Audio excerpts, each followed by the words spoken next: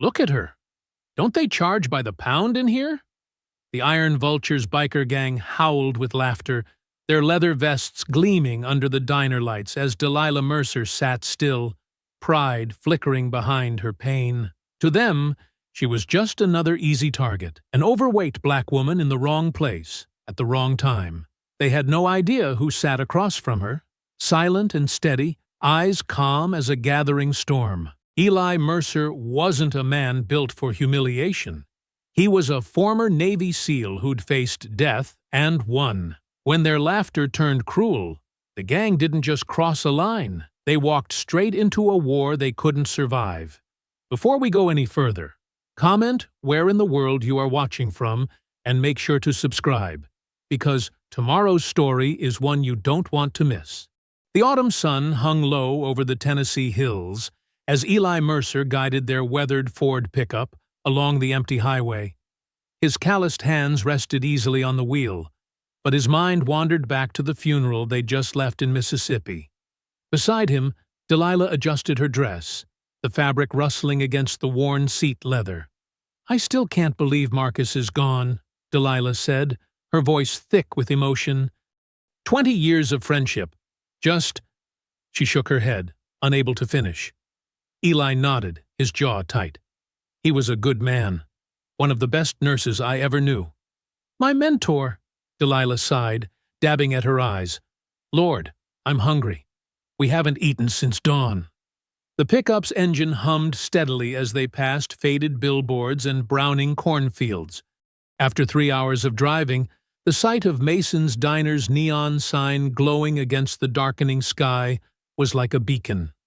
"Only place open on a Sunday afternoon," Eli observed, turning into the gravel parking lot. The tires crunched over loose stones as he parked between a rusty pickup and a gleaming Harley-Davidson. The diner's bell chimed as they stepped inside. The smell of coffee and fried food hung in the air, but the comfortable diner chatter died instantly. Heads turned, conversations stopped mid-sentence, and silverware clattered against plates as patrons stared. Delilah straightened her spine, holding her head high as they made their way to an empty booth. The vinyl seats squeaked under their weight, and Eli noticed how his wife's hands trembled slightly as she picked up the laminated menu. Trudy Lawson, the waitress, stood frozen behind the counter, coffee pot suspended in mid-pour. Her pale face flickered between fear and shame before she finally approached their table, her notepad clutched tight against her chest. "What can I—" she started, her voice barely above a whisper. "What can I get you folks?" "Coffee, please," Eli said quietly. "And the special." Delilah smiled warmly, trying to ease the tension. "I'll have the same, honey, and a slice of that cherry pie I see in the case." Trudy nodded quickly and hurried away, her shoes squeaking against the linoleum floor. The diner's atmosphere remained thick with unspoken hostility, punctuated by whispered comments and disapproving glances. The bell over the door jangled again, and the temperature in the room seemed to drop. Trent Mason swaggered in, followed by 3 members of his Iron Vulture's gang. Their leather vests creaked as they moved, decorated with vulture patches and white power symbols poorly disguised as heritage imagery. Trent's boots thudded heavily against the floor as he approached their booth, beer on his breath and malice in his eyes. A spider-web tattoo crawled up his neck, disappearing into his patchy beard. His followers spread out behind him like a pack of wolves. "Well, well," Trent drawled, loud enough for the entire diner to hear. "Ain't this sweet? Big Mama and her pet monkey decided to grace us with their presence." Eli's face remained impassive, but Delilah's fingers clenched around her menu. The diner had gone completely silent now, every eye fixed on their booth. Trudy returned with their coffee, her hands shaking so badly that liquid sloshed over the cup's rims. She tried to squeeze past Trent, but he blocked her path deliberately. "Now, honey," he said to Trudy, though his eyes never left Eli. "You sure you want to serve these folks? Might be bad for business, having their kind in here." "We're just trying to eat," Delilah said firmly, though her voice wavered slightly. "Like everyone else." Trent's attention snapped to her, his lips curling into a cruel smile. "Looks like you've done plenty of that already, sister. Ain't you heard? We got weight limits in here. Structural concerns and all that." A few snickers echoed from the other tables. Eli's expression hadn't changed, but something deadly flickered behind his eyes. His hands disappeared beneath the table, curling into tight fists. "Boy," Trent spat the word at Eli, "you need to learn your place. This here's a man's establishment, and you're wearing a man's skin like it's some kind of costume." Eli remained silent, his breathing steady and controlled. Years of SEAL training had taught him to master his emotions, to channel rage into precision. But Delilah could see the storm building behind his calm exterior. Trent reached across the table, deliberately knocking Delilah's coffee cup. Hot liquid cascaded across the table and into her lap. She gasped, jumping up as the coffee soaked through her dress. The diner erupted in cruel laughter. Some patrons turned away, ashamed, but others joined in openly with Trent's display of power. Trudy pressed herself against the counter, clutching her coffee pot like a shield. Eli rose slowly from his seat, each movement measured and precise. The laughter died in patches as people noticed his stance, the perfect balance, the controlled energy of a predator. But before he could speak, Delilah grabbed a napkin, dabbing at her dress. "It's fine," she said, her voice tight with dignity. "Just an accident, right?" Trent grinned, showing tobacco-stained teeth. "That's right. Just an accident." "Clumsy me." Eli settled back into his seat, but his eyes never left Trent's face. When he spoke, his voice was soft, barely above a whisper, but it carried through the silent diner like a blade. "Delilah, finish your pie. I'll handle this." Trent's boots scraped against the linoleum as he circled their booth like a vulture. His gang members spread out, blocking the exits. One of them pulled out a phone, grinning as he started recording. "What's the matter, boy?" Trent grabbed the back of Eli's chair, giving it a rough shake. "Cat got your tongue." He shoved again, harder this time, making Eli's coffee slosh onto the table. Delilah's hands trembled as she tried to eat her pie, keeping her eyes down. Every bite seemed to fuel Trent's cruelty. "Look at her," Trent sneered, nudging one of his gang members. "Like feeding time at the zoo, ain't it, boys?" The man with the phone laughed, zooming in on Delilah's face. Eli remained perfectly still, his breaths measured and deep. His eyes tracked every movement around him with the precision of a combat veteran. The diner had gone completely silent except for the hum of the refrigerator and Trent's heavy breathing. "You think you're better than us, don't you?" Trent leaned down, his face inches from Eli's. "Sitting here in my daddy's diner like you belong." His hand shot out, grabbing Delilah's plate.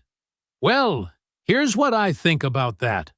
The plate crashed to the floor, sending cherry pie and ceramic shards skittering across the linoleum. Delilah jumped, a small cry escaping her lips. "Look at that fat sow jump," Trent howled. "Like a scared pig in a—" Eli stood. The movement was so smooth, so controlled, that it took everyone a moment to realize what was happening. His chair hadn't even scraped the floor. 1 second he was seated, the next he was upright, standing at his full height. Time seemed to slow down. Trent's mouth was still open, the rest of his insult dying on his lips as Eli's right hand shot up in a blur. The crack of Trent's nose breaking echoed through the diner like a gunshot. Blood sprayed across his leather vest as he stumbled backward. The gang member with the phone lunged forward, but Eli was already moving. His elbow caught the man's temple, sending him spinning. In one fluid motion, Eli grabbed his attacker's leather vest and used the man's own momentum to flip him over a nearby booth. The crash of his body hitting the table mixed with screams from other diners. The third man reached for something in his vest, but Eli was faster. His hand clamped down on the man's throat like a steel trap, driving him back against the wall. The gang member's boots dangled inches off the floor as he clawed desperately at Eli's grip. "Eli, stop!" Delilah's voice cut through the chaos. "Please!" The entire sequence had taken less than 5 seconds. Trent lay curled on the floor, blood pooling between his fingers as he clutched his nose. The second man was motionless in the wreckage of the booth, and the third wheezed against the wall, his face turning purple. Eli's expression hadn't changed. No rage, no satisfaction. Just the cold efficiency of a trained warrior. He studied the man he held against the wall for a moment longer before releasing his grip. The gang member collapsed, gasping and coughing. The diner was frozen in shocked silence. Several people had their phones out now, recording the aftermath. Trudy stood behind the counter, the coffee pot still clutched to her chest, her face pale with terror. Eli straightened his shirt, brushing off invisible dust. When he spoke, his voice was calm and clear, meant for everyone in the room. "You just watched evil happen," he said, looking from face to face. "Remember that. Remember how it started. And remember how it ended." Delilah gathered her purse with shaking hands, stepping carefully around the broken plate and the groaning men on the floor. Eli placed a $20 bill on the table, smooth and deliberate, before taking his wife's arm. They walked toward the door together, their footsteps echoing in the stunned silence. Phones followed their movement, capturing every step. As they passed Trent, still curled on the floor, Eli paused. "The next time you want to test a man's patience," he said softly, "make sure you know what kind of man he is." The bell chimed as they stepped out into the parking lot. The afternoon sun had dipped lower, casting long shadows across the gravel. Behind them, they could hear the first whispers starting, the rustle of movement as people rushed to help the fallen gang members. Through the diner's large front window, Eli caught his reflection, a tall, composed figure in simple clothes, nothing about him suggesting the violence he was capable of, but there was something in his eyes now, a weight that hadn't been there before. Beside him, Delilah squeezed his arm, her touch both grateful and afraid. The phones kept recording as they walked to their truck. Some people had come out to the parking lot, keeping their distance but capturing every moment. Inside the diner, Trent's pained groans mixed with the sound of approaching sirens in the distance. Eli helped Delilah into the passenger seat, then walked around to the driver's side. His movements were still perfectly controlled, but now they carried the heavy certainty of a man who knew this moment would have consequences. The truck's engine rumbled to life, drowning out the whispers and the clicking of phone cameras. The late afternoon sun cast long shadows across Eli's backyard as he worked methodically on the fence. His hands moved with practiced precision, replacing rotted boards and tightening loose nails. The physical labor helped quiet his mind after the diner incident, each strike of his hammer driving back memories of the morning's violence. Inside their modest one-story home, Delilah's humming drifted through the screen door. She was making cornbread, her way of finding normalcy in chaos. The familiar tune of an old gospel song mixed with the rhythmic sound of Eli's work. The crunch of tires on gravel cut through the peaceful scene. Eli looked up as 2 police cruisers rolled to a stop in front of their house, their white paint gleaming in the evening light. Sheriff Randall Daniels stepped out of the first car, his badge catching the sun as he adjusted his gun belt. 2 deputies emerged from the second cruiser, hands resting casually on their holsters. "Evening, Mercer," Sheriff Daniels called out, his voice carrying a false friendliness that set Eli's nerves on edge. "Need to have a word with you." Eli set down his hammer carefully, wiping his hands on his work jeans. "Something I can help you with, Sheriff?" The screen door creaked as Delilah stepped onto the back porch, her flour-covered hands gripping the railing. The humming had stopped. Had some trouble down at Mason's today, Daniels said, moving closer. His boots crushed the grass Eli had just mowed that morning. Got 3 men in the hospital.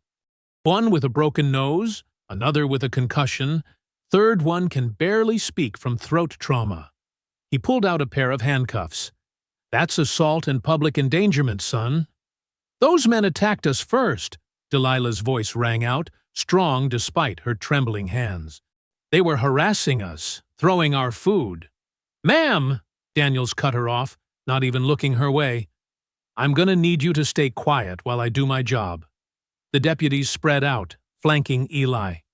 Their hands hadn't left their weapons. I acted in self-defense, Eli said calmly, his military training evident in his controlled tone. There were witnesses, phone recordings. Funny thing about those recordings, Daniels smirked. They all seem to show you attacking 3 unarmed citizens without provocation. Turn around, hands behind your back. A truck engine rumbled, and Eli caught sight of Trent Mason parked across the street. His face was a mess of bandages, but his smug grin was visible even from this distance. He raised his phone, clearly recording the moment. Don't you touch him! Delilah started down the porch steps. This is wrong, and you know it! One deputy moved to block her path, while the other grabbed Eli's wrist, twisting it roughly behind his back. The cold metal of the handcuffs bit into his skin. Delilah, Eli called out, his voice steady. Call Marcus at the law office. Tell him what's happening. He met his wife's eyes, trying to convey strength rather than the anger burning in his chest. Oh, you'll get your phone call, Daniels said, leading Eli toward the cruiser. Eventually. The drive to the station was silent. Eli watched through the window as their small town passed by, the same streets he'd driven for years now feeling suddenly hostile. People stopped to stare as the cruiser passed, word of the diner incident having spread like wildfire. At the station, they led him through processing with deliberate slowness. Each request to make his statement was met with, "In due time." Each mention of his right to a phone call was answered with, "When we're ready." Hours passed in a holding cell that smelled of bleach and despair. Other inmates came and went, but Eli sat perfectly still on the metal bench, his mind racing through scenarios and options. His SEAL training had prepared him for captivity, but this was different. This was betrayal wrapped in a badge. Through the bars, he caught fragments of conversation from the front desk. A woman's voice, sharp and insistent. "I need to see the booking report for today's arrests. Miss Price, you know we don't release that information immediately. It's public record, Deputy.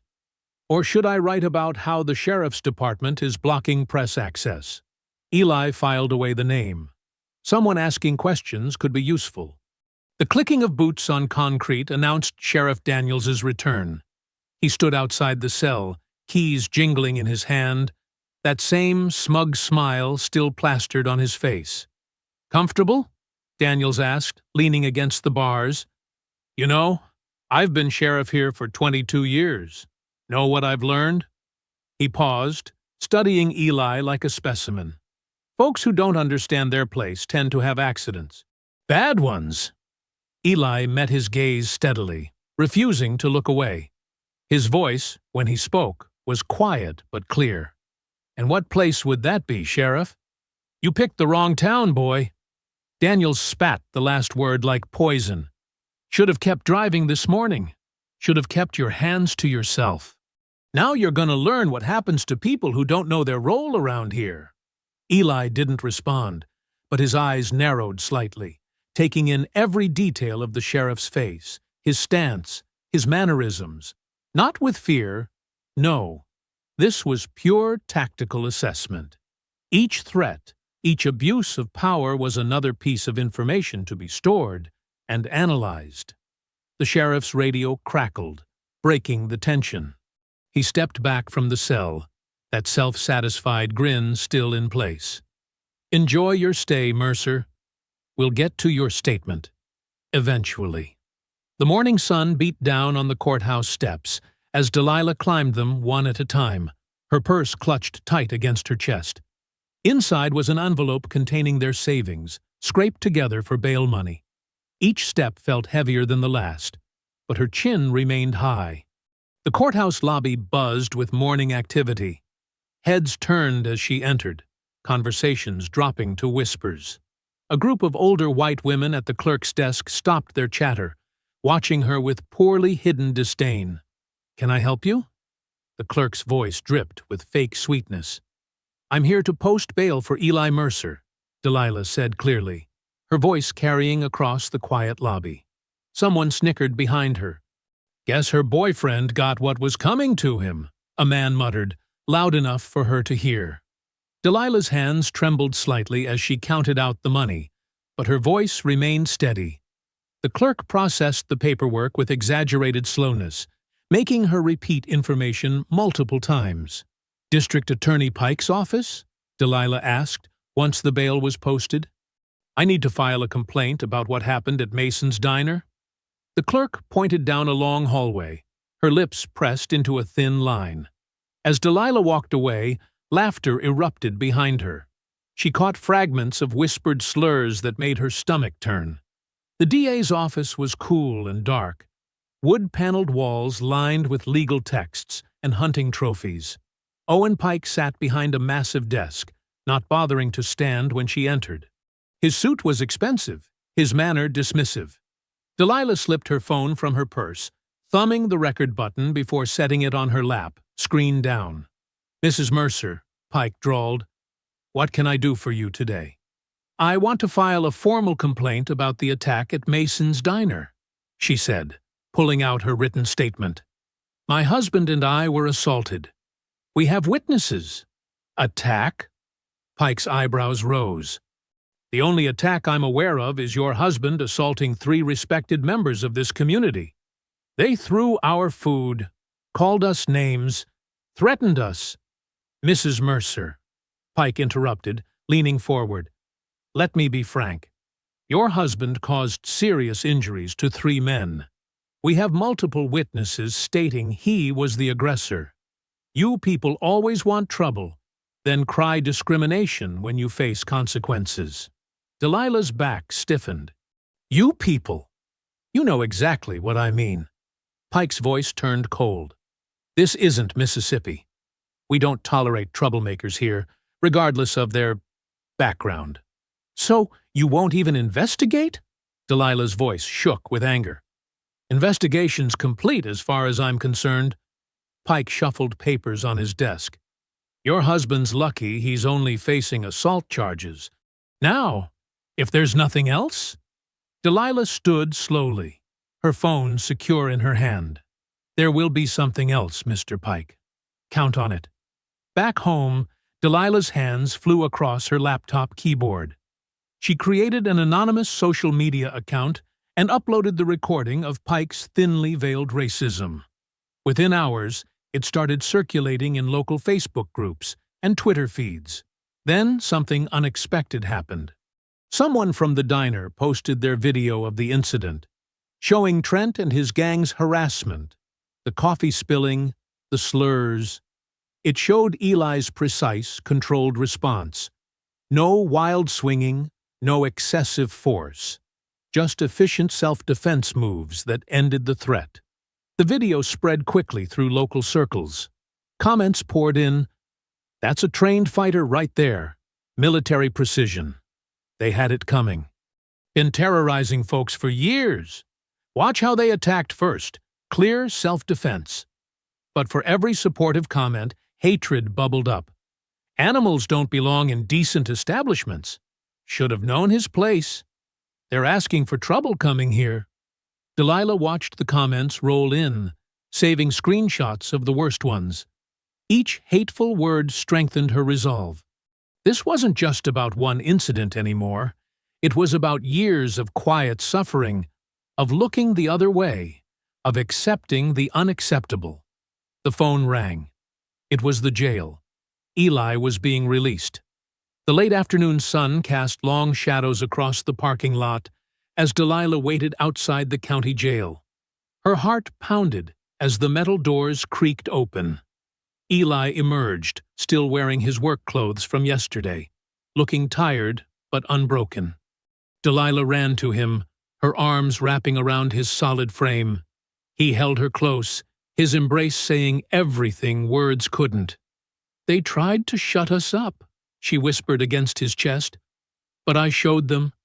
The videos are out there now. People are talking." Eli pulled back slightly, looking into her eyes. His voice was soft but firm. "We don't run anymore. We stand."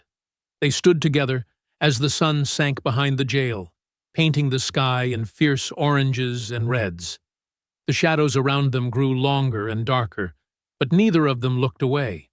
They had spent too many years looking away, too many years accepting the darkness. "Not anymore." "Let's go home," Delilah said, taking his hand. She felt the strength in his grip, the quiet determination in his touch. Whatever came next, they would face it together.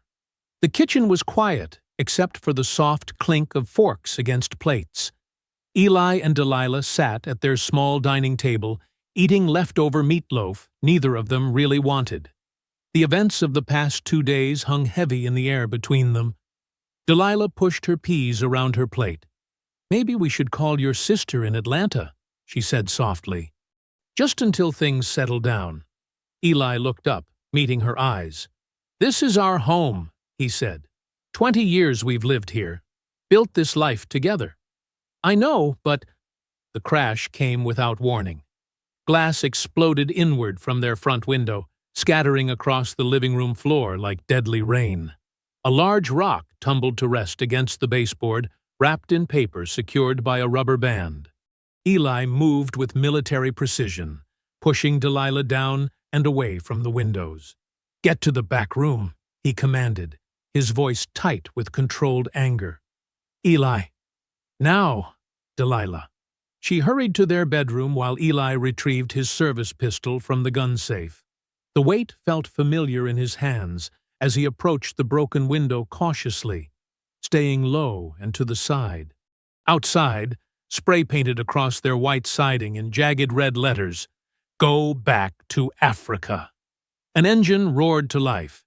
Through the shattered window, Eli caught sight of a black pickup truck peeling away, the Iron Vulture's insignia clear on its tailgate.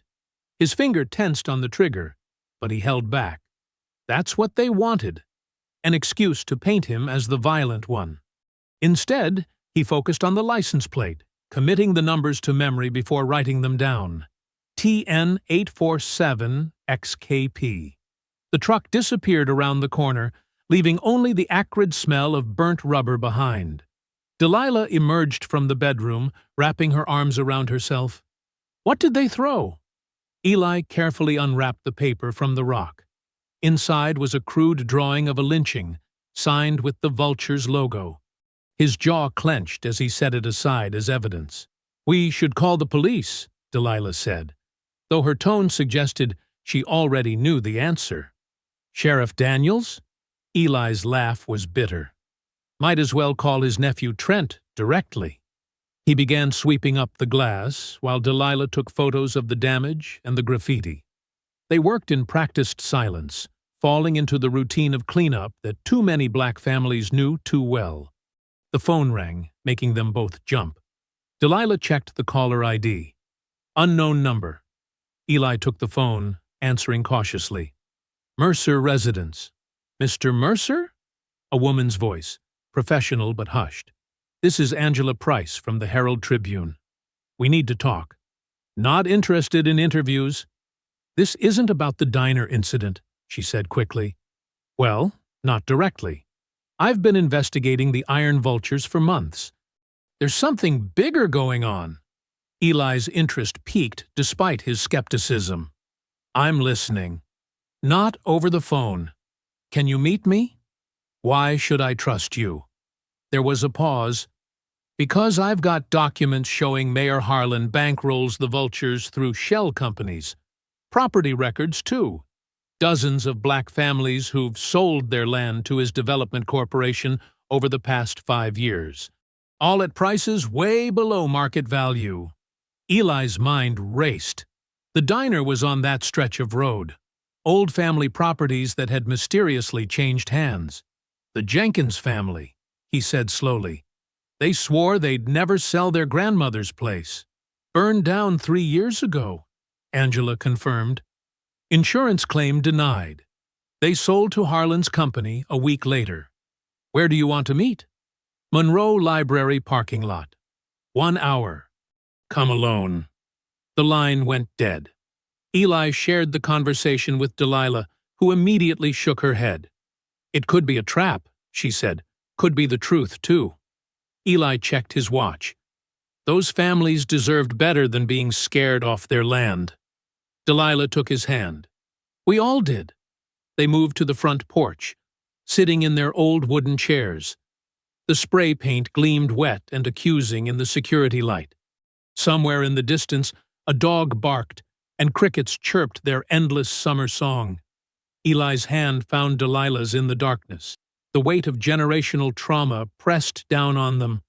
Nights like this, stretching back through decades, through centuries.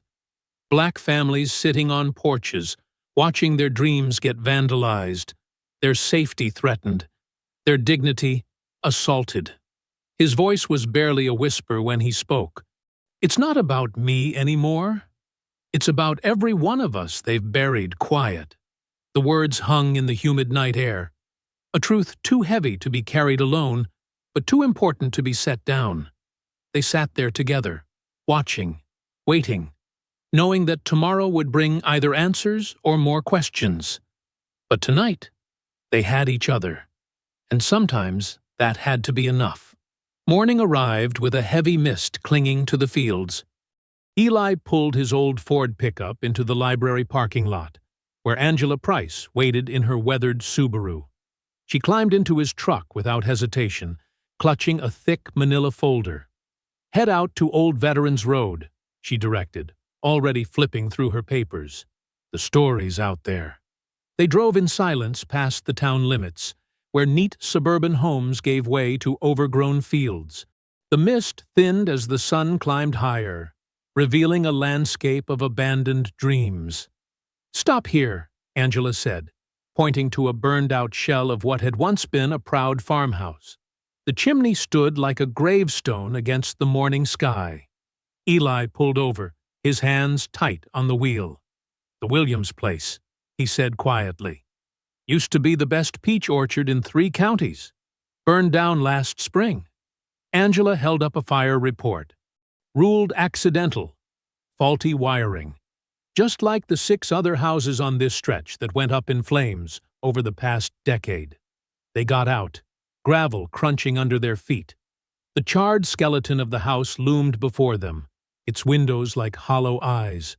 Yellow police tape, faded and torn, still clung to a fallen post. All black-owned farms? Eli asked, though he already knew the answer. Angela nodded, pulling more documents from her folder. Every single one. And look who signed off on all the investigations. She handed him a stack of reports. Sheriff Randall Daniels's signature sprawled across the bottom of each page, a spider's web of corruption in black ink. The Jenkins fire, Eli said, scanning the dates. The Robinsons. The Turners. Each name was a family he knew. People who'd worked this land for generations, after coming home from wars, fought under the same flag that now seemed to mock their sacrifice. They walked the property's perimeter. Angela took photos, while Eli noted familiar patterns, burn marks that didn't match the official story, evidence of accelerants the reports conveniently overlooked. Here, he called, crouching near what remained of the back porch. See these marks? That's not electrical fire damage. Someone poured something here. Angela photographed the evidence. The Williams family said they got threats before the fire. Strange how that didn't make it into the sheriff's report. Eli stood slowly, memories washing over him. My father's friend, Mr. Carter, had land about a mile from here. James Carter, fought in Vietnam, came home, built something beautiful. He pointed east where new construction was rising. Lost it all in '95. First the threats, then a fire, then the bank calling in loans that had always been solid before. Let me guess. Sheriff Daniels handled that investigation too? His daddy did. Same badge, same lies. Eli's voice was heavy with generational weight. I was just a kid, but I remember Mr. Carter's face when he had to sign those papers. Said it felt like being in Saigon again, watching everything burn. They spent the next hour documenting what they could. Angela's camera clicked steadily as Eli recalled details about each property. Who'd owned it, what they'd grown, how they'd lost it. The morning sun rose higher, burning away the mist, but not the shadows of history. Back in the truck, Angela spread her evidence across the dashboard. 7 fires in 10 years, all ruled accidental. All the land sold to Harlan Development within months. And look at this. She pulled out a map marked with red circles. Every property ties back to black veterans or their children. People who had clear titles, good loans, strong farms. Until they didn't. Eli finished. They drove back toward town, the silence heavy with shared understanding. Angela's pen scratched against her notepad as she wrote furiously. I'll need statements, she said. People willing to go on record about the threats, the pressure to sell. That won't be easy. Fear runs deep here. So does truth. Angela's voice hardened with determination. These papers tell half the story. We need voices to tell the rest. When they pulled up to Eli's house, Delilah was waiting on the porch. The spray-painted slur from last night was already covered with fresh paint. Her quiet defiance shone in the careful brush strokes. She approached the truck as they got out, her eyes taking in Angela's armload of documents. Found something? Eli nodded, explaining what they'd discovered. Delilah listened intently, her expression growing fiercer with each detail. Mr. Carter, she said when he finished, I remember his wife taught me to make sweet potato pie. They lost everything, and we all just watched it happen. Not this time, Angela said, but Delilah raised her hand. You're right, not this time. And I want to help. She turned to Eli. You taught me to fight with words, not fists. Now, let me. Delilah! Eli started, protective instinct rising. I know these families, she pressed on. I was a nurse at County for 15 years before they pushed me out. I took care of their babies, held their hands through loss. They'll talk to me. Her voice grew stronger with each word. They trust me. Angela looked between them, understanding passing across her face. We need every voice we can get. Eli saw the determination in his wife's eyes, the same fire that had drawn him to her all those years ago. He nodded slowly. All right, but we do this smart. We do this right. We do this together, Delilah said firmly, reaching for his hand. The three of them stood in the morning sun, surrounded by papers that told a story of systematic theft and generational trauma. But in their shared resolve, something else was growing. The first spark of justice, long delayed, but refusing to be denied. Dusk painted the sky in deep purples as Eli carefully mounted the third wireless camera beneath his truck's wheel well. The tiny lens, barely larger than a pencil eraser, would catch anyone trying to tamper with his vehicle. Years of military training had taught him to prepare for the worst while hoping for the best. Delilah watched from the porch, sipping chamomile tea. You really think they'll try something with the truck? They're cowards, Eli replied, testing the camera's angle with his phone. Cowards always strike when they think you're not looking. The feed came through clear and sharp on his screen. He worked methodically, installing 2 more cameras near their property line, one disguised in a bird feeder, another hidden in the branches of an old oak tree. Each one connected to an app on his phone, ready to record any unwanted visitors. The crunch of tires on gravel announced Angela's arrival. She parked her Subaru behind their garage, out of sight from the road. Her face was flushed with excitement as she approached. "I did it," she whispered, though no one was around to hear. "Got into the records office today. Told them I was writing a fluff piece about the town's development history." Eli finished securing the last camera. "What did you find?" "More like what didn't I find?" Angela pulled out her notebook. "Every zoning file from the past 15 years, gone. Shredded last month, supposedly for space reasons. But get this, I caught Betty, the old clerk, on her lunch break. She's retiring next week, doesn't give a damn anymore." They moved inside where Delilah had coffee waiting. Angela spread her notes across their kitchen table, speaking in hushed tones despite being alone. "Betty says Mayor Harlan's been pushing to digitize everything, but certain files never make it to the computer. They just disappear." Angela tapped her pen against a hastily drawn timeline. "The physical copies get marked for shredding, and the digital versions never exist." "Convenient," Eli muttered, studying her notes. "But here's the good part." Angela reached into her bag, pulling out her phone. "While everyone was at lunch, I found this in the bottom drawer of Martha Harlan's desk, the mayor's sister, who conveniently handles all the town's bookkeeping." She pulled up photos of a leather-bound ledger. Page after page showed neat columns of numbers, dates, and cryptic initials. "Look at these entries." Angela zoomed in. "IV Security Services, regular payments, every month, 20 grand a pop." "IV," Delilah said. "Iron vultures." "Exactly. And the dates match perfectly with when each of those farms burned." Angela flipped through more photos. "They're not even trying to hide it. They just figured nobody would ever look." Eli studied the images carefully. "We need the actual ledger."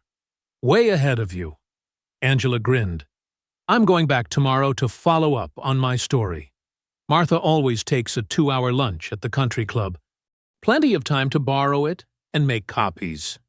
"It's too risky," Eli said. "They'll be watching you now." "They're watching you," Angela corrected. "I'm just the local reporter who writes about quilting bees and bake sales. Nobody takes me seriously." Her voice hardened. "That's their mistake." They planned late into the night. Angela would need exactly 20 minutes to copy the ledger. Delilah would create a distraction at the country club, keeping Martha occupied if she returned early. Eli would watch the office from across the street, ready to warn them if trouble approached. Around midnight, Angela needed to head home. "Meet me at the Walmart parking lot tomorrow at 6, she said. "Far corner by the garden center. Nobody parks there this time of year." The next evening came with agonizing slowness. Eli arrived early, parking his truck between 2 empty spaces. The garden center's seasonal display of pumpkins cast long shadows in the setting sun. Angela's headlights flashed once as she pulled up beside him. She looked tired, but triumphant. "Got it?" Eli asked as she climbed into his truck. She pulled a USB drive from her pocket. "Every page. Even found a second ledger in a locked cabinet. Goes back 20 years. Her hands shook slightly as she handed him the drive. "This isn't just about the farms, Eli. The whole town's been built on burned homes and broken lives." "You were careful?" he asked, pocketing the drive. "In and out clean." Martha never left the club. Seems Delilah's story about needing emergency medical advice for her personal problem was very convincing. Angela smiled briefly, then grew serious. "But Eli, there's more. These payments, they're not just going to the Iron Vultures. There are entries for half the sheriff's department, 2 judges, even the fire marshal. The whole system," Eli said quietly. "Built on ashes," Angela agreed grimly. "Just like you said." They sat in silence for a moment, watching the last customers straggle out of the store. The USB drive felt heavy in Eli's pocket. Years of corruption and violence reduced to strings of ones and zeros. What happens when we release this? Angela asked softly. They'll come at us hard, Eli replied. Everyone on those ledgers, everyone who's been paid to look the other way, they'll all have something to lose. Good, Angela said, her voice steel-sharp in the growing darkness. Let them feel what it's like to lose something for a change. The parking lot lights flickered on, harsh fluorescence casting their faces in stark relief. Angela gathered her things, pausing before she opened the door. You were right about this town, Eli. About all of it. Morning light streamed through the kitchen window as Delilah hunched over her laptop, her fingers moving carefully across the keyboard. She'd spent hours organizing the evidence, creating a clear timeline that even a child could follow. The coffee beside her had gone cold, forgotten in her focus. You sure about this? Eli asked, standing behind her chair. Someone has to take the first step, Delilah replied, double-checking the anonymous account she'd created. Might as well be us. She started with the simplest proof. Photos of the ledger entries showing payments to IV security services, alongside news clips of the mysterious fires. Each post was clear, direct, and damning. Her hands trembled slightly as she pressed upload. Now we wait, she said, pushing back from the table. They didn't have to wait long. Within an hour, the posts started gaining traction. Local community groups shared them. Then larger accounts picked up the story. By noon, Harlan County corruption was trending in Tennessee. Angela called around 1 o'clock, her voice excited. It's working! The station's been flooded with calls. Even the Nashville papers are asking questions. Delilah refreshed her screen constantly, watching the reaction spread. Some tried to dismiss it as fake news, but the evidence was too clear, too detailed to ignore. People began sharing their own stories. More farms lost, more families driven out, more suspicious fires ruled accidental. At 3, an email arrived from an unexpected source, the state prosecutor's office. Dear Mrs. Mercer, Delilah read aloud, her voice shaking. I'm Marissa Cole, Senior State Prosecutor for Civil Rights Cases. I've reviewed your posts with great interest. Would you be willing to meet privately to discuss this matter further? Time is of the essence. Eli checked the email headers while Angela verified Cole's credentials online. Everything checked out.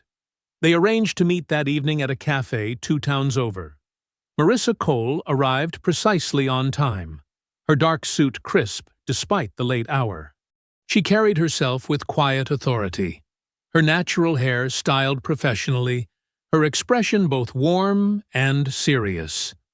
Thank you for coming, she said, sliding into the booth across from Eli and Delilah. Angela sat at a nearby table, pretending to work on her laptop. I've been following similar cases across the state. But yours, she paused, choosing her words carefully. Yours has the evidence we've been waiting for. How do we know we can trust you? Eli asked directly. Marissa smiled slightly. Because I grew up in a town just like this one. Watched my grandfather's farm disappear the same way. She opened her briefcase, removing a thick file. I've spent 8 years building cases against corrupt local governments. But they're careful. They know how to hide their tracks.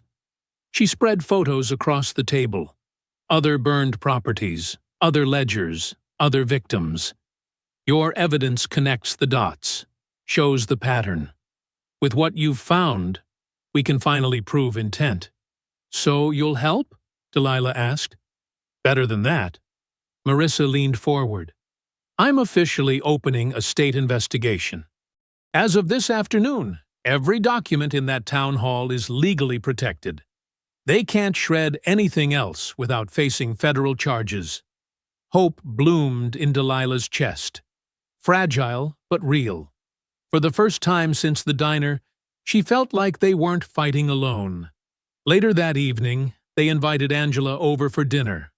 The kitchen filled with the smell of Delilah's famous pot roast as they shared their first relaxed meal in weeks. Angela brought wine, and even Eli allowed himself a small glass. To justice, Marissa had said before leaving. It's slow, but it's coming. Those words hung in the air as they ate, adding flavor to every bite. Delilah told stories about her nursing days, making them laugh with tales of stubborn patience. Angela shared embarrassing stories from her early reporting years. Even Eli cracked a few smiles, the tension in his shoulders easing slightly. "We should do this more often," Delilah said, serving second helpings. "When all this is over." "When we win," Angela corrected, raising her glass. The conversation flowed easily, punctuated by genuine laughter. The kind that comes from relief, from friendship forged in struggle, from the simple pleasure of good food and better company. "Anyone want coffee?" Delilah asked as she cleared the plates. "I'll help," Angela offered, following her to the kitchen. They chatted while measuring coffee grounds, their voices mixing with the gentle clink of cups. Eli stayed at the table, savoring the moment of peace. Through the window, he caught the glint of distant headlights on the road. A car parked just at the edge of their property, almost hidden by trees. He didn't mention it to the others, didn't let it break the warmth of the evening. But he noted the position, the make of the vehicle, the way it remained perfectly still in the growing darkness. The coffee maker gurgled to life, filling the kitchen with its rich aroma. Delilah's laugh rang out at something Angela said. For now, at least, they had this moment, this small victory of joy in the midst of their fight. The watching headlights could wait until tomorrow. "Who wants pie?" Delilah called from the kitchen. "Made it fresh this morning." The surveillance outside continued its silent vigil, but inside, surrounded by the warmth of friendship and the sweet smell of Delilah's peach pie, they allowed themselves to believe in the possibility of justice.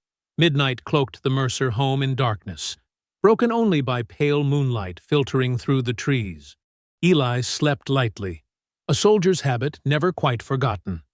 In the distance, neighborhood dogs began barking, first one, then another, creating a chain of warning across the quiet streets. His eyes snapped open. Boom! The explosion rocked the house, sending splinters of wood and glass flying as flames engulfed the front porch. The bedroom filled with orange light and thick smoke. Heat pressed against the windows like hungry hands trying to break in. "Delilah!" Eli rolled out of bed, already moving. The smoke detector's shrill scream joined the chaos. Delilah sat up, coughing. "Eli, what's happening?" "Fire! Cover your mouth!" He grabbed a shirt from the floor, pressing it into her hands. The hall outside their room glowed menacingly, flames already eating through the wooden floor. Another explosion rocked the house, this time from the back door. They were being boxed in. Eli's military training kicked in, assessing exits, calculating odds. The window. It had to be the window. "Hold on to me!" He wrapped one arm around Delilah's waist. With his other hand, he grabbed the heavy bedside lamp and smashed it through the glass. Cool night air rushed in, offering brief relief from the suffocating heat. Delilah screamed as burning debris rained down from above. A piece of flaming wood struck her shoulder, searing through her nightgown. The smell of burned flesh mixed with the smoke. "I've got you, baby," Eli assured her, brushing away the burning fragment. "We're getting out." He helped her through the broken window, trying to shield her from the sharp edges. They dropped onto the grass below, just as the bedroom ceiling collapsed behind them. Delilah stumbled, clutching her burned shoulder. Her face was streaked with soot, tears cutting clean trails through the grime. "Our home," she whispered. "Everything we built." The heat was unbearable now. Eli pulled her away from the inferno, watching helplessly as 30 years of memories turned to ash. Their wedding photos, his service medals, the quilt Delilah's grandmother had made. All of it feeding the hungry flames. Tires screeched on pavement. Angela's car skidded to a stop in front of the house, her headlights cutting through the smoke. She jumped out, running toward them. I saw the flames from my place. She helped support Delilah's other side. My God, are you okay? Before they could answer, sirens wailed in the distance. Red and blue lights painted the smoke-filled sky. But instead of fire trucks, 3 police cruisers appeared first, blocking the street. Sheriff Daniels stepped out, his face illuminated by the burning house. He didn't look surprised. He looked satisfied.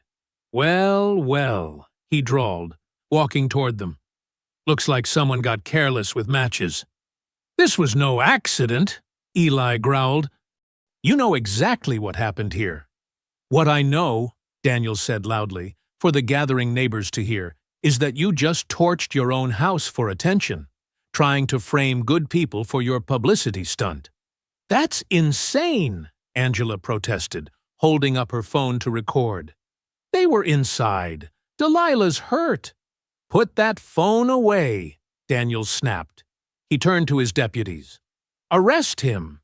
Domestic terrorism charges. 2 officers approached with handcuffs. Eli knew he could take them both. His body tensed, ready. But Delilah's soft touch on his arm stopped him. Don't, she whispered. Don't give them what they want. Finally, fire trucks arrived. Paramedics rushed to check Delilah's burns while deputies pulled Eli's arms behind his back. The cuffs clicked shut, cold metal against his skin, still hot from the fire. She needs a hospital, Angela insisted, supporting Delilah as the paramedics led her to the ambulance. Oh, she'll get one, Daniels smirked. Can't say the same for him. They shoved Eli into the back of a cruiser. Through the window, he watched his life turn to embers. Delilah's face, brave despite the pain, disappeared into the ambulance. Angela stood in the street, still filming, her expression a mix of fury and determination. The cruiser pulled away. In the rearview mirror, Daniels's eyes met Eli's, cold with cruel triumph. Guess you'll sleep warm tonight. Eli didn't respond. He watched his burning home shrink in the distance, the flames reaching toward the stars like desperate fingers. The heat had melted the vinyl siding, revealing the bones of the house beneath, just like the fire had exposed the rot at the heart of this town. He thought about Delilah's shoulder, the pain in her eyes. He remembered the careful way she decorated each room, making their house a home despite the hostile neighborhood. The garden she'd planted in the spring, full of tomatoes and peppers that would never be harvested now. The cruiser turned a corner, and the glow of the fire disappeared. Darkness pressed against the windows, broken only by occasional streetlights. Each flash illuminated Eli's reflection, calm, controlled, but his eyes burning with an intensity that matched the inferno they'd left behind. In his mind, he could still hear the explosion, feel the heat of the flames. He knew the truth. This wasn't just about him anymore. It wasn't even about the house. This was their enemies showing their hand, revealing how far they'd go to maintain their power. The radio crackled with fire department updates. The flames had spread to the garage. The roof had collapsed. Total loss, they reported clinically, as if they weren't describing the destruction of a family's entire world. Morning sunlight crept through the narrow window of Eli's cell, painting a thin stripe across the concrete floor. He hadn't slept, his mind replaying the explosions, the heat, Delilah's pain-filled eyes. The cell block's fluorescent lights buzzed overhead, a constant irritant that matched his growing anger. The morning news droned from a TV in the guard's area. Local man suspected of arson. He caught fragments of the story, his name dragged through mud, painted as a desperate man seeking attention. No mention of the history of fires targeting black families. No questions about why he'd burn his own home with his wife inside. A guard dropped a newspaper through the bars. The headline screamed, "Veteran torches home in racial hoax." Below it, a photo of his burning house, and Sheriff Daniels quoted extensively about troublemakers and outside agitators. Eli's hands trembled as he read. Not from fear, from rage. He needed to know if Delilah was okay, if Angela had made it home safely. The phones were broken when he asked to call. No visitors allowed. Complete isolation. He pulled out the small piece of paper he'd managed to hide, a gum wrapper with a phone number scratched on it. He'd memorized it years ago, never thinking he'd need it. The number belonged to Marcus Wynne, his old SEAL teammate. They hadn't spoken in years, but some bonds never broke. Deputy Carl Jenkins passed by on his rounds, younger than most here, with eyes that carried doubt instead of hatred. Eli had noticed him watching, thinking, questioning. "Deputy," Eli called softly. "My wife. Is she—" Jenkins glanced around before answering. "ICU. Burns and smoke inhalation. Stable." He hesitated. "Reporter lady who was helping you. Nobody's seen her since last night." Eli's stomach tightened. Angela missing. Delilah hurt. His world burning down while he sat in a cage. "Could I make one call?" Eli asked. "Just one." Jenkins looked torn. "Phones are down." "Your cell phone, then, please. I served this country for 20 years. The deputy's face shifted.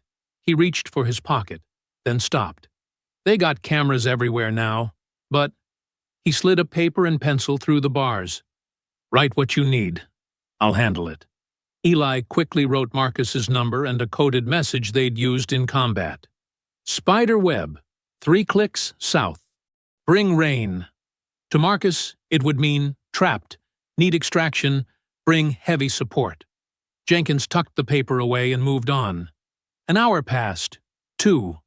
Eli did push-ups in his cell, keeping his body ready. His mind calculated angles, exits, weak points. The SEAL in him never truly slept. The TV droned on. A press conference now. Mayor Harlan speaking about maintaining order and dangerous elements. The corruption was so blatant, it was almost beautiful, like a snake sunning itself in plain view. Near noon, Jenkins returned. He slipped a small flash drive through the bars. "Found this in evidence. Thought you should see it." His voice dropped. "They killed my cousin Tommy same way. Burned him out when he wouldn't sell his land. I was just a kid. Nobody did nothing." Eli palmed the drive. "Why help now?" "Because somebody's got to end it. All of it." Jenkins straightened up, resuming his official posture. "State prosecutor's been asking questions. Maybe this time it's different." The afternoon crawled by. Eli couldn't access the drive's contents, but its weight in his pocket felt like hope. He thought about Delilah in the hospital, fighting alone. About Angela somewhere out there, hopefully safe. About all the others before him who'd faced this same fire. At 4 o'clock, commotion erupted in the booking area. Voices raised, papers shuffled. Footsteps approached his cell. "Mercer," a guard called. "Bail's been posted. Anonymous source." Eli stood slowly. He knew who it was. Marissa Cole, the state prosecutor, moving pieces carefully. As they processed his release, he caught Jenkins's eye. The deputy moved close, pretending to check his paperwork. "They're planning to finish it tonight," he whispered. "Whatever you're going to do it fast." Eli nodded slightly. Outside, the late afternoon sun felt strange on his skin. The town looked different now. Every shadow potentially hostile, every passing car a threat. But he had what he needed. Evidence on the drive, Marcus surely moving pieces into place, and now Marissa Cole's invisible hand opening doors. He walked calmly down the street, aware of eyes watching from the sheriff's office. Let them watch. Let them think they had him running scared. The time for fear was over. A text message buzzed on the cheap phone they'd returned to him. Unknown number. Hospital. Room 412. She's asking for you. Delilah. His heart ached to run to her, but he forced himself to walk normally, one foot in front of the other. A man just released from jail, heading to see his injured wife. Nothing suspicious about that. But inside, plans were already forming. The flash drive felt heavy in his pocket. Evidence of corruption finally caught on camera. Marcus would have received his message by now, calling in favors, gathering resources, and somewhere out there, Angela was hopefully doing what she did best, finding the truth and getting ready to share it with the world. They thought the fire would silence him. Instead, it had burned away his last hesitation. The old Eli might have tried to work within the system, might have hoped for justice through proper channels, but that Eli had watched his home burn while his wife screamed in pain. That Eli was gone, replaced by something harder, something that remembered every lesson combat had taught him about surviving when the odds turned deadly. The evening air hung heavy with summer heat as Eli crept through back alleys toward the old Miller property, a forgotten farmhouse on the edge of town where Angela had set up her safe house. His military training took over, each movement precise and silent, watching for tails or surveillance. The house looked abandoned, windows dark and yard overgrown. But Eli spotted the subtle signs: fresh tire tracks partially covered, a dim glow from a basement window. He tapped their coded knock on the back door. 3 quick, 2 slow. Angela opened it carefully, baseball bat in hand. The sight of her made his breath catch. Her left eye was swollen shut, lip split, defensive bruises on her arms, but her good eye blazed with determination. "They jumped me outside the courthouse," she said, letting him in. 3 of them. Didn't expect me to fight back. She managed a pained smile. "Got some good hits in, though. Broke one guy's nose." The basement was transformed into a makeshift command center. Laptops hummed, papers covered folding tables, and a police scanner crackled quietly in the corner. Marcus Wynne sat at one computer, his massive frame making the chair look tiny. He stood when Eli entered, embracing him in a quick, fierce hug. "Should have called me sooner, brother," Marcus said. His voice was soft, but carried the weight of their shared combat history. "Got here as fast as I could." Eli nodded, throat tight. Having Marcus here changed everything, not just his skills, but the absolute trust forged in combat. "Thanks for coming." Angela pointed to a stack of folders. "This is what they tried to stop me from finding. Land records going back 20 years. Every black-owned property they've seized through intimidation or arson. Bank transfers. Shell companies." She shuffled through papers. "Mayor Harlan's fingerprints are all over it. But he's careful. Always 1 or 2 layers of separation." Eli studied the documents. Property after property, family after family forced out through legal means or violence. His hands clenched. "We need more than paper. We need them to incriminate themselves." "Mayor's annual fundraiser gala is tomorrow night," Angela said. "Every powerful person in the county will be there. All the players in one place." Marcus pulled up blueprints on his laptop. "Already scouted the venue. Security's minimal. They're not expecting trouble at their fancy party. I can get us access, plant cameras." "Not just cameras," Angela added. "Live stream everything. Multiple feeds, impossible to shut down quickly. Once it starts broadcasting, the whole world sees what happens." Eli paced the room, mind racing through scenarios. "They're expecting me to either run or try something violent. Either way feeds their narrative. I'm either guilty or dangerous." He stopped. "So let's flip the script.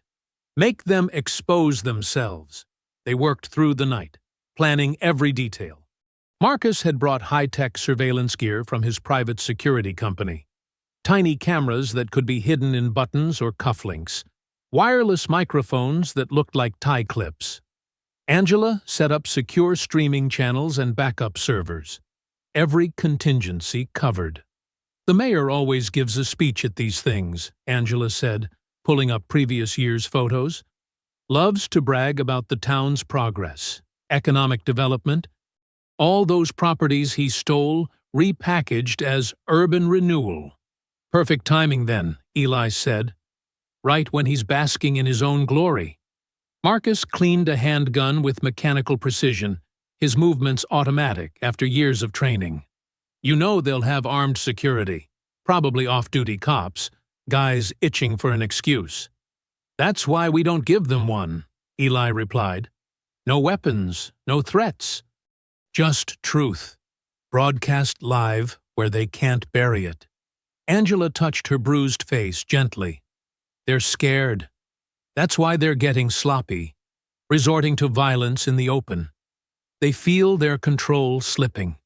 Fear makes people stupid, Marcus agreed. Makes them forget themselves, show their true faces. Eli sorted through surveillance photos, the mayor glad-handing at events, the sheriff's suspicious meetings, iron vultures intimidating people in broad daylight. Such arrogant confidence in their own untouchability. Delilah's still in the hospital because of them, he said quietly. Others lost everything. Some died. Also, these men could play kings of their little kingdom. He looked at his friends.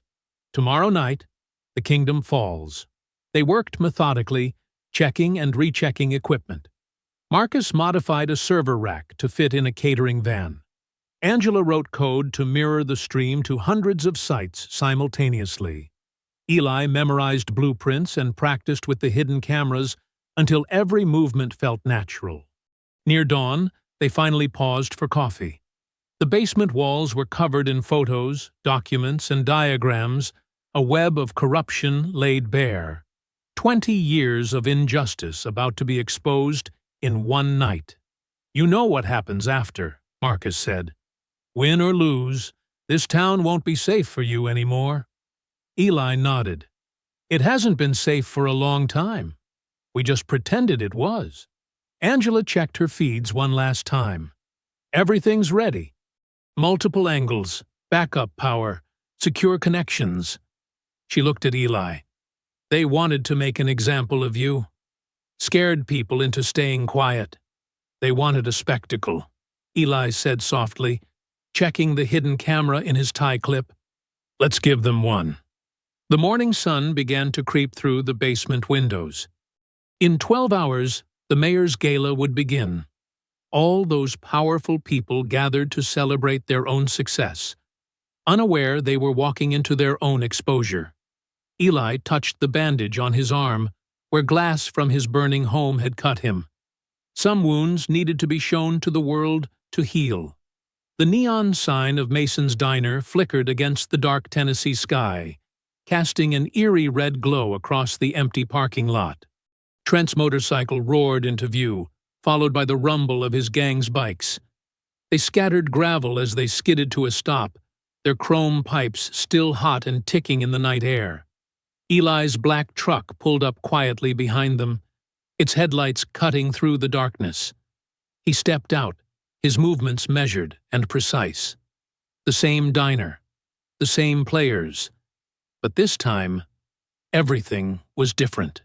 His phone was already recording, broadcasting live to thousands who had witnessed Trent's confession at the gala. You should have stayed down the first time, boy, Trent shouted, his voice cracking with fear disguised as bravado. His nose still showed the crooked evidence of their first encounter. Eli said nothing. He walked forward, his boots crunching on loose gravel. The wind picked up, carrying the smell of rain. Behind him, lightning flashed across distant clouds. The iron vultures, 8 of them now, formed a half-circle around their leader. They pulled out chains, brass knuckles, and switchblades. The weapons glinted in the neon light, but their hands shook. They had seen what Eli could do. "Inside!" Trent barked at his men, backing toward the diner's entrance. "We finish this where it started." The bell above the door chimed as they burst in. The late-night waitress screamed and ran out the back.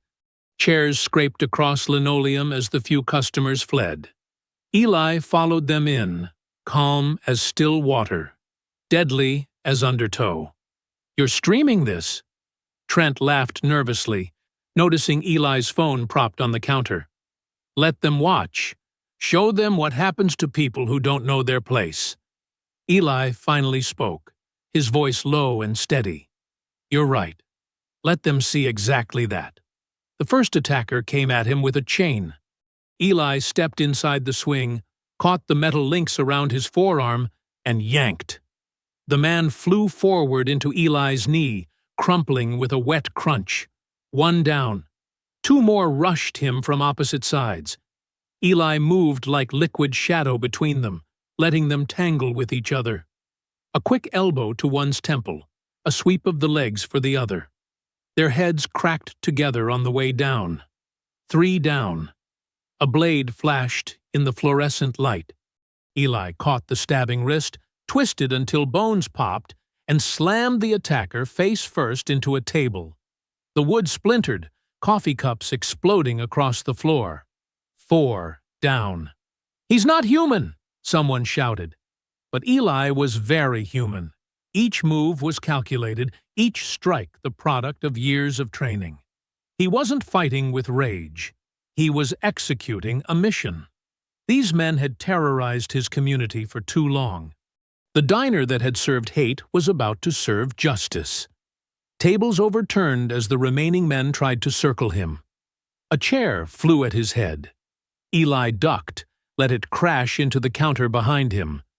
The metal napkin dispenser fell, scattering silver packets across the floor. Someone slipped on them, went down hard. Eli made sure he stayed down. 5 down. The next 2 came together, swinging wild haymakers. Eli stepped between their blows, his elbows finding pressure points, his knees striking joints. They dropped, gasping and clutching injured limbs. 7 down. Only Trent remained, backed against the same booth where he had first harassed Delilah. His face was pale, sweat rolling down his temples. The man who had seemed so big, so powerful that day, now looked small and pathetic. My father owns this town, Trent said, his voice trembling. You can't! Eli crossed the distance in 2 steps. His hand shot out, gripping Trent's throat and pinning him to the wall. The phone on the counter captured everything. Your father? Eli's voice was steel wrapped in velvet. Your father built his fortune stealing from black families, burning them out, killing their dreams. He increased the pressure slightly. But you're worse. You enjoyed it, made it personal, made it sport. Trent's eyes darted around the ruined diner, his fallen gang members groaning on the floor, the overturned tables, the shattered glass catching neon light like blood. His kingdom of hate reduced to rubble. The mayor, Trent choked out. He'll kill me for talking. The mayor's already in custody, Eli said. Federal agents moved in right after your confession at the gala. But I wanted this part, needed this part, to happen right here, where you thought you were untouchable. Sirens wailed in the distance, getting closer. Eli turned Trent to face the phone, still streaming. Tell them again. Tell everyone watching what you did. To my wife. To my home. To all the families before us. Trent's facade cracked completely. Tears ran down his face. We burned them out. All of them. Anyone who wouldn't sell to Harlan. The sheriff covered it up. My father laundered the money.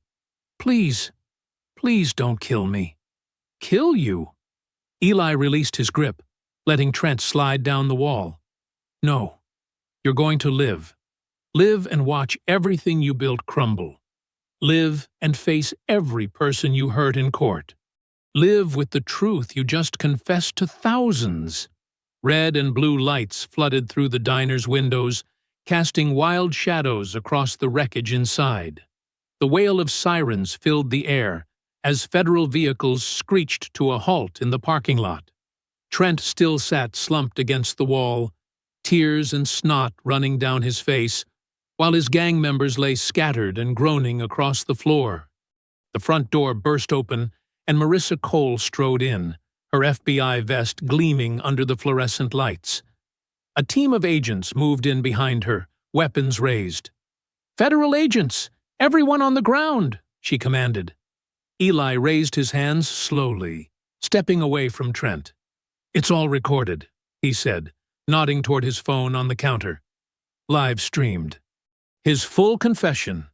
Angela Price rushed in behind the agents, clutching a thick manila envelope. Her face was still bruised from her earlier assault, but her eyes blazed with triumph. "We got everything, Marissa. Land deeds, bank transfers, doctored accident reports. 20 years of corruption." The scene outside grew more chaotic as local police cars arrived. Sheriff Daniels's voice boomed through the parking lot, demanding to take control of the scene. Marissa turned toward the door, her expression hardening. "Not this time, Sheriff. This is a federal operation now." Daniels shouldered his way past two agents, his face purple with rage. His hand moved to his holster as his eyes locked onto Eli. "You uppity son of a—" A dark blur slammed into the sheriff from the side. Marcus Wynn, Eli's former SEAL teammate, took Daniels down with practiced efficiency. The sheriff's gun skittered across the floor as they crashed into a booth. "Watch your six, brother," Marcus said, pinning Daniels with a knee to his back. "Some snakes bite when they're cornered." More agents poured in, securing the scene. They pulled Trent to his feet, cuffing him as he continued to sob. His gang members were zip-tied and lined up against the wall.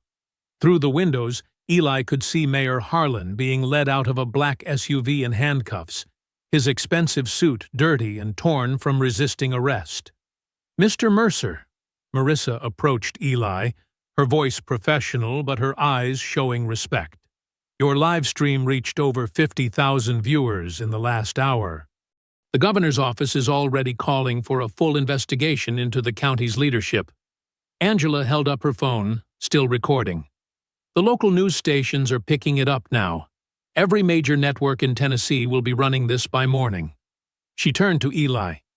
"You did it. You broke their whole system wide open."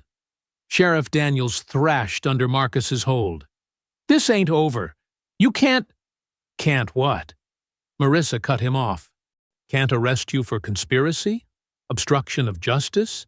Hate crimes?" She crouched down to meet his eyes. "We have tape of you taking bribes. Testimony from your own deputies. Bank records showing kickbacks from every suspicious fire for the past decade." The diner's parking lot had become a circus of flashing lights and gathering crowds. Local residents stood behind police tape, many holding up phones to record. Some looked shocked, others vindicated. The truth was finally too bright to ignore. Two agents hauled Trent past Eli toward the door. The gang leader could barely walk, his legs shaking. "My father," he whimpered. "Please, I want my father." "Your father's got his own problems," Marcus said, still holding Daniels down. "Whole Mason family's about to learn what justice tastes like." Angela moved closer to Eli, her voice low. "You should know. Someone leaked your service record to the press. Your medals, your commendations. The town's finding out exactly who they've been trying to run off." Eli shook his head. "That's not what this was about." "No," she agreed. "But it matters. They need to understand that the man they treated like dirt was a hero all along. Makes the shame hit harder." The sound of more vehicles approaching drew their attention. Through the glass, Eli saw a familiar car pull up.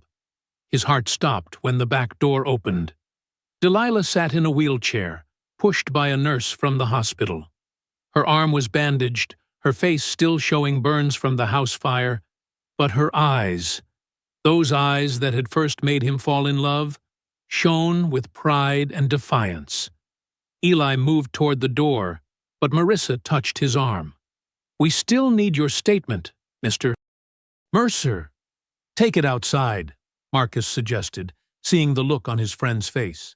"Man needs to see his wife." They helped Eli navigate through the chaos of evidence collection and arrested suspects. As he stepped into the cool night air, Delilah wheeled herself forward to meet him. The crowd behind the police tape fell silent, watching. "You shouldn't be out of the hospital," Eli said softly, kneeling beside her wheelchair. Delilah reached up with her good hand to touch his face. "Wasn't going to miss this. Not for anything." Her eyes swept over the scene. The arrested mayor, the cuffed sheriff, the fallen iron vultures being loaded into transport vans. "Told you the truth would burn brighter than hate." Tears welled in Eli's eyes as he pressed his forehead to hers. Around them, camera flashes popped like stars, recording the moment when justice finally came to their small Tennessee town. The neon sign of Mason's Diner buzzed overhead, no longer a symbol of segregation and fear, but a beacon marking the spot where change had finally, irrevocably, arrived. 3 weeks later, autumn painted the Tennessee hills in rich golds and crimsons. The morning sun cast long shadows across the newly paved parking lot of what used to be Mason's Diner. Fresh paint gleamed on the restored building, and a brand-new sign hung proudly above the entrance. "Mercer's Place, where everyone belongs." Eli pulled into the lot, his truck's tires crunching on fresh gravel. Delilah sat beside him, her burns healing well but still visible on her arms. She wore them like medals now, refusing to hide the scars that told their story of survival. "Look at that line," she said, pointing to the crowd of people waiting outside the diner's doors. Black, white, young, old, all mingling together, sharing coffee from thermal cups as they waited for the grand opening. James and Marie Carter, the new owners, stood at the entrance, greeting everyone. They were local heroes in their own right. Their family had lost 3 homes to mysterious fires over the years, but they'd never stopped fighting. When the truth about Mayor Harlan's land-grabbing scheme came out, they were among the first to receive compensation. Eli parked at the far end of the lot, trying to avoid attention. It didn't work. People noticed them immediately, and a ripple of whispers spread through the crowd. Some raised their phones to take pictures. "Still can't get used to that," Eli muttered. Delilah squeezed his hand. "They need their heroes, baby. Let them have this moment." As they walked toward the entrance, Eli noticed Angela's feature article posted in the diner's window. The National Tribune had run it last week. "The Veteran Who Fought Back: How One Man's Stand Against Corruption Changed a Town." The story had gone viral, sparking investigations into similar patterns of discrimination across the South. James Carter spotted them and rushed over, his face beaming. "There they are, our guests of honor." He embraced Delilah carefully, mindful of her healing injuries. "Marie's got your usual booth ready. Can't open without our first official customers." Inside, the diner had been transformed. Gone were the dingy walls and worn fixtures. Warm lighting illuminated local artwork, and the booths were upholstered in rich burgundy. But it wasn't just the decor that had changed. The atmosphere felt different, lighter somehow, as if decades of hatred had been scrubbed away with the old paint. Marie Carter hurried over with 2 steaming mugs of coffee. "On the house, forever," she insisted. "After what you 2 started." "We just stood up," Eli said quietly. "You all did the rest." It was true. Once the truth about Mayor Harlan came out, the town had transformed itself. His development company had collapsed, revealing decades of fraudulent deals. Properties were being returned to their rightful owners. The Iron Vultures had disbanded, their clubhouse now a community center. The local paper ran daily updates on the federal investigation. Sheriff Daniels and half the police force faced charges. Trent Mason had turned state's evidence, trading testimony for a lighter sentence. His father had fled to Florida, leaving behind a trail of debts and broken promises. Angela Price walked in, notepad in hand, and slid into their booth. "Still won't give me that interview, will you?" she asked, grinning. "Got nothing to say that you haven't already written," Eli replied, but his eyes were warm with friendship. Fine, but you should know. That contractor you recommended? He's helping rebuild 3 more homes this week. People are calling it the Mercer Project now. Eli shook his head. He'd been quiet about his work helping restore homes lost to Harlan's arson campaign, but word had spread anyway. Local businesses were donating materials, and volunteers showed up every morning to help. The breakfast rush began flowing in. Every table filled with a mix of faces that would have been unthinkable just months ago. Children's laughter rang out, mixing with the clatter of plates and the hum of dozens of conversations. "Remember that morning?" Delilah asked softly, looking at the spot where it had all started. "When they spilled my coffee?" "Feels like another lifetime," Eli said. "Another world," she corrected him. "Look around, baby. Look what grew from those ashes." Through the windows, they could see the hills rising misty and blue in the distance. The same hills that had witnessed generations of quiet suffering now watched over something new being born. Every morning brought more changes. New businesses opening, old wounds healing, bridges being built between communities that had stayed separated for too long. Marie brought over their usual breakfast order: waffles for Delilah, eggs, and grits for Eli. The food steamed invitingly on plates decorated with the diner's new logo, a phoenix rising. "Saw your brother yesterday," Eli told Marie as she set down their plates. "He's doing good work with that youth program." "Who'd have thought?" Marie smiled. "A black man running the community center where the Iron Vultures used to plan their raids. Mama would have never believed it." The morning sun climbed higher, streaming through the windows and catching the silver in Delilah's hair. She had refused to cover her burns, just as she refused to be ashamed of her size or her voice anymore. Her laugh carried across the diner, full and free, the way it used to before fear had tried to silence it. Eli watched her, his heart full. She caught him staring and smiled. "What are you thinking about, soldier?" He took her hand across the table, his thumb brushing over her wedding ring. The same ring that had glinted in the firelight the night their house burned, now shining in the dawn of something new. "We didn't just fight back," he said softly. "We changed everything." I hope you enjoyed that story. Please share it with your friends and subscribe so that you do not miss out on the next one. In the meantime, I have handpicked 2 stories for you that I think you will enjoy. Have a great day.